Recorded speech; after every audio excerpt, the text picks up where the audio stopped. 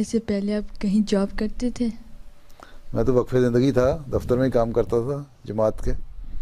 ठीक है, खलीफा होने से पहले मैं अंजमन में था ना, पाकिस्तान में है, जो हमारे सेंटर के दफ्तर हैं उनमें था, वहाँ नाज़र आला था आखिर में।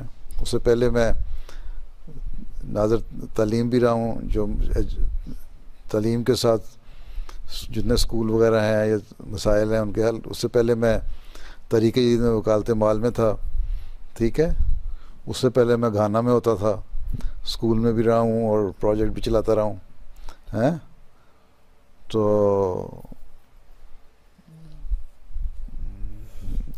मैं तो वक्फे ज़िंदगी था, पहले दिन से लेकर आखिरी दिन तक जमात का ही काम किया है। जो तुम वक्फे ना हो ना, उनको भी याद रखना चाहिए कि उनको जमात के काम करने चाहिए ज़्यादा।